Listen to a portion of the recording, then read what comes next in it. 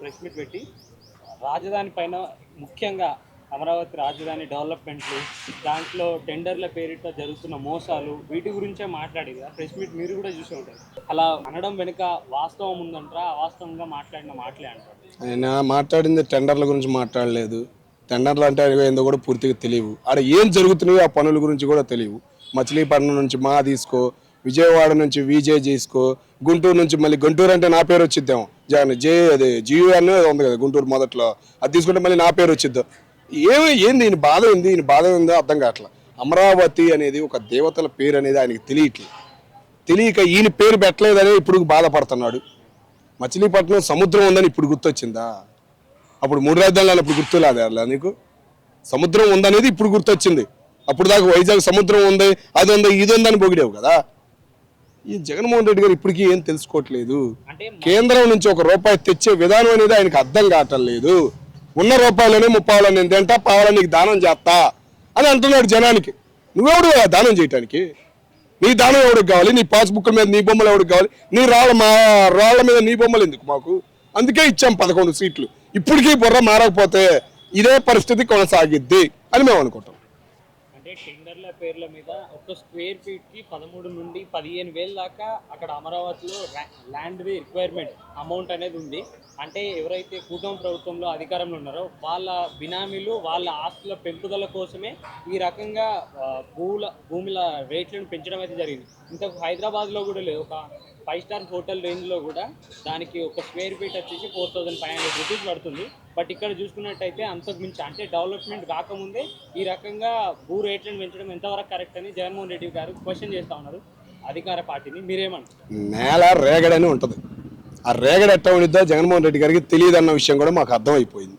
కాబట్టే చెబుతున్నాం. ఏంటంటే రీసెంట్గా భారతీయ కంపెనీ నుంచి కొద్దిగా సిమెంట్ తీసుకోవడం తగ్గించారు. అందుకని చెప్పేసి ఆయన బాధపడుతున్నాడు అని అందరికి అర్థమైంది జనానికి. ఆయన ఏం మాట్లాడుతున్నాడో అర్థం కావట్లా. ఏంది 5.7 అంటున్నాడు. 5.7కి 11.12కి నీకు తేడా తెలుసా? ఎంత డిఫరెన్స్ ఉండిద్దో తెలుసా? కొండ మీద కట్టే ఇంటికి నేల మీద కట్టే ఇంటికి ఎంత తేడా ఉండిద్ది జగన్మోహన్ రెడ్డి గారు? అది కూడా మీకు తెలియట్లేదంటే మేమేం చెబుతాం మీకు? కొండ ఎక్కడా నేల ఎక్కడా? నేల మీద కట్టే ఇంటికి కొండ మీద కట్టే ఇంటికి తేడా తెలియకుండా మీరు మాట్లాడే మాటలకి మేమేం సమాధానం చెబుతాం మీకు? జనాన్ని ఏంటంటే భయపెట్టేద్దాం, మేమే వస్తాం, మేమే మీ అన్నాన్ని పీకేస్తాం అని కాంట్రాక్టర్లని తీసుకునే వాళ్ళని భయపెడతానికి తప్ప ఆయన మాట్లాడే మాటల్లో ఒక్కటి కూడా సరైంది లేదనేది జనం అర్థం చేసుకుంటున్నారు. అంటే ఎవరైతే ఇంతకుముందు ఉన్న కాంట్రాక్టర్లకి ఇప్పుడు కూడా మళ్ళీ వాళ్ళని పిలిచి ఇవ్వడం, అంటే కాంట్రాక్టులు టెండర్లు అవి క్యాన్సిల్ చేసినా కూడా వాళ్ళకే మళ్ళీ ఇవ్వడం, దీని వెనకాల కూటమి ప్రభుత్వం అంటే దేనికోసం అని ఆ విధంగా చేస్తుంది? వాళ్ళని పోగొట్టుకోలేకనా, లేదంటే వాళ్ళ బినామీలు అయ్యే అన్న? ఒక్కటి చూస్తున్నా, ఎవడు దీనికి బినామీలు ఉండరు. ఒక పర్సంటేజ్ మాట్లాడుకుంటారు. ఆ పర్సంటేజ్ల దగ్గర ఏమైనా తేడా వస్తే ఆ చేసే కాంట్రాక్టర్లు పక్కకు పోతాడు తప్ప ఆ పార్టీ ఉండదు, ఈ పార్టీ ఉండదు. ఉండేది 10 మందే. ఆ 10 మంది కోసం వీళ్ళు పెద్ద దేవుళ్ళు లాగా వీళ్ళు వచ్చి బయట తన్నుకోవడం తప్ప ఏముండదు. మెడికల్ కాలేజీలు ఉండే 14 చెప్పావు, 3 సంవత్సరాలు ఎందుకు పూర్తి చేయలేకపోయావు? ఒక 7 పూర్తి చేశానంటున్నావు. అయ్యో ఆపారు మధ్యలో వచ్చి. మిగతా వాటికి పీపీపీ విధానం అని మా అంట కట్టారు. నీ కాంట్రాక్ట్ లాగా చేస్తుంది. కొద్ది గవర్నమెంట్ నుంచి సొమ్ము లేట్గా వచ్చింది, ఈలోగా ప్రైవేట్ వాళ్ళు ఉపయోగించుకుంటారు. నీ బాధ ఏంది? నీ కాంట్రాక్ట్ని తీసి పక్కనే పడేసాడా? పడేస్తే వాళ్ళు ఊరుకుంటారా? మరి అంటే జగన్మోహన్ రెడ్డి గారు ప్రెస్ మీట్లో నిన్న రాజ్యాంగంలో, భారతీయ రాజ్యాంగంలో ఎక్కడా కూడా రాష్ట్రానికి రాజధాని కావాలని ఎక్కడ కూడా మెన్షన్ చేయలేదు.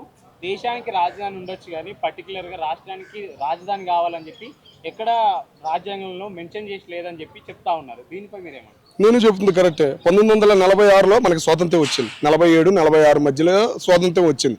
47 అంటావు నువ్వు, ఓకేనా, ఒప్పుకుంటా. అట్టాగే 56 దాకా ఒక ఎమ్మెల్యేకే అధికారం ఉంది, ఒక విఆర్ఓకే అధికారం ఉంది, ఒక కలెక్టర్కే అధికారం ఉంది. ముఖ్యమంత్రి అనే పదవే లేదు. యాడున్నాడు ముఖ్యమంత్రి అనేవాడు? రాజ్యాంగంలో ముఖ్యమంత్రి అనే పదవే లేదయా. ఆ ముఖ్యమంత్రిని అంటబెట్టింది మీరంటే వాళ్ళే.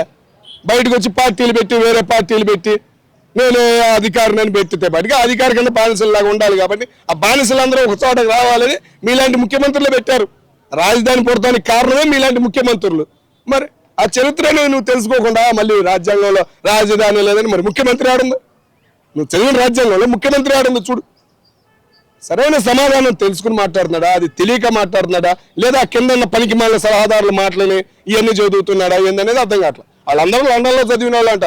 ఆయన కింద ఉన్న సలహాదారులు అందరూ మళ్ళీ లండన్ చదువు అంటే తెలుసు, లెంపకాయ చదువులు తప్ప అవి ఏమి పనికొచ్చే చదువులు లేవు కదా లండన్లో, కాబట్టి ఇట్లా తయారవుతున్నారని మేము అనుకుంటాం. అంటే 2018లో చూసుకున్నట్టయితే అప్పుడు 5 సంవత్సరాలు, ఇప్పుడు 2026లో కనుక చూసుకున్నట్టయితే 2 సంవత్సరాలు, మొత్తం ఇప్పుడు దాకా చూసుకున్నట్టయితే 7 సంవత్సరాల్లో రాజధాని పేరు పైన కూటమి ప్రభుత్వం 8,500 కోట్లు తగలేసింది అని చెప్పి జగన్మోహన్ రెడ్డి గారు జస్ట్ స్ట్రక్చర్ కోసమే, అంటే ఒక బొమ్మలు దానికి గీపించడానికే 450 కోట్లు ఖర్చు పెట్టారు జగన్మోహన్ రెడ్డి మాట్లాడుతున్నారు దీనిపైన.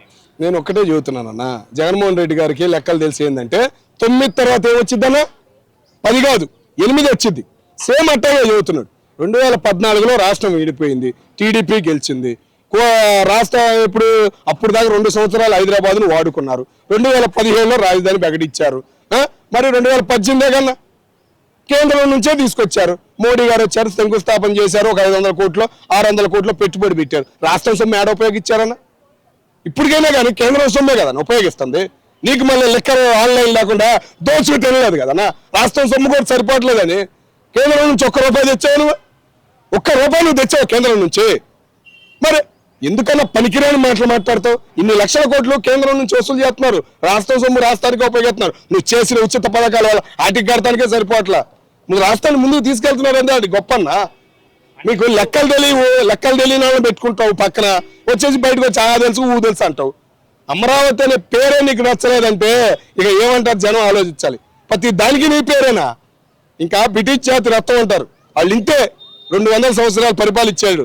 వాళ్ళు నా పేరు ఉండాలి, నా పేరు ఉండాలి, నా పేరు. ఆ రత్నం అనేది ఇంకా వారసత్వంగా పోలేదా అనిపిస్తుంది. వైఎస్కి ఒక్క బుద్ధి లేదన్నయ్యి.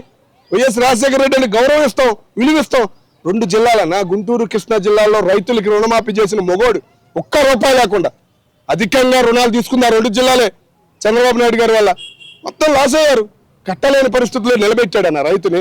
ఈరోజు వ్యవసాయం బతికుందంటే ఆయన వల్ల గర్వంగా చెప్పుకుంటున్నాం. మరి అట్టా అంటే ఆయన నువ్వు అసలు పోలికే కనపడతలేదన్న. 50,000 ఎకరాలు ఇప్పటికీ సేకరించారు కదా, మరో 50,000 ఇంకొక 1,00,000 ఎకరాలు ఇస్తారు. ఎవరిని చూసి? ఈయన చూసి 1 ఎకరం ఇవ్వమని వెనకమాల చంద్రబాబు నాయుడు నేను చూసి ఇస్తున్నారు. ఆయన ఒకప్పుడు ముంచినా కానీ నిలబెడతాడు రా నాయన అని నమ్మకం పోగొట్టుకోలేదు.